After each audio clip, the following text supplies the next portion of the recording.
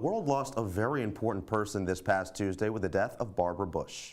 Bush, who died at the age of 92, was the wife of the 41st president and the mother of the 43rd. Her contribution to society, however, was much more than her relationship to both former presidents. That's right, and Lilia Wood is here to pay tribute to Barbara Bush and highlight some of her achievements. Lilia? Thanks, guys. The country is mourning over the loss of Barbara Bush, who passed away earlier this week. She struggled with congestive heart failure and pulmonary disease. Barbara Bush, often referred to as America's grandmother, was passionate, modest, funny, and down to earth. She always put her family first. Take a listen. That I'm the world's luckiest woman. I think if I sort of put it in a nutshell, these are the things that are important to me.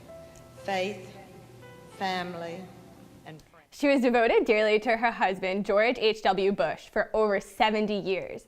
They met at a school dance and got engaged a year and a half later. George and Barbara are famous for their love letters sent to one another, for there were hundreds. Here's what one of the letters said.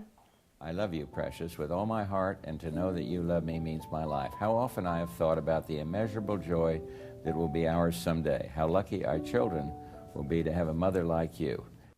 The Lovebirds raised their 6 children in Texas, and their lives were changed forever when they lost their oldest daughter at 3 years old to leukemia. During George's pregnancy, Barbara focused on family literacy for preschoolers and their parents. She also fought the stigma that HIV-infected babies could harm the public by holding an infant affected by AIDS. She always kept her family humble when they were in the country spotlight, no matter what their title was. Take a look. And he was reading his paper, and Barbara looked over at him. George, take your feet off my table. I said, the guy is President of the United States of America. Give him a break. No, he knows better than that. Members of the public were invited yesterday to pay their respects at St. Martin's Church in Houston.